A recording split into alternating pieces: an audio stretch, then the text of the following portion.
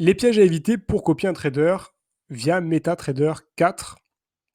La première chose à faire, c'est de se rendre sur MQL5, sur la fiche du trader qui vous intéresse, et tout d'abord de regarder s'il est en compte démo ou pas.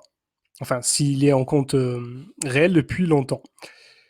Déjà, si vous voyez la barre grise ici, ça veut dire que tout ce qui s'est passé à gauche, il l'a fait en compte démo. Donc, c'était pas du vrai argent.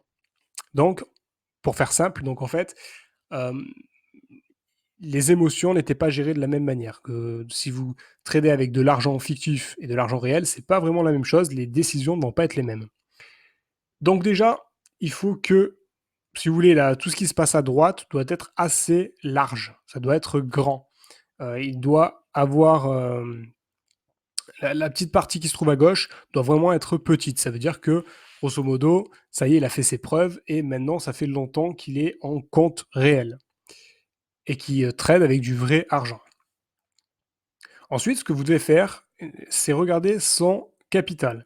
Si vous avez une trop grosse différence de capital avec lui, la copie ne va pas être forcément exacte. D'accord. Surtout, et surtout, si vous n'avez pas le même broker, enfin, vous n'êtes pas sur le même, vous n'avez pas le même broker. Alors ça encore, c'est pas très grave parce qu'il y a des brokers, bon, ça pose pas trop de différence, vous n'avez pas le même. Mais il y en a, ça peut être une catastrophe.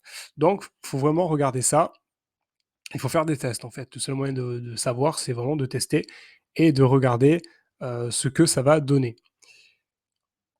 Ensuite, vous devez évidemment avoir le même levier, parce que si vous n'avez pas le même levier que le trader que vous choisissez, que le signal que vous voulez choisir et que vous voulez copier, la copie ne sera pas du tout bonne. D'accord. Et ensuite, pour ceux qui veulent utiliser un multiplicateur, donc pour multiplier les gains, sachez que c'est un piège à éviter absolument. Ne le faites pas. Ne le faites pas parce que, en fait, quand vous allez multiplier les gains, vous multipliez aussi le maximum drawdown.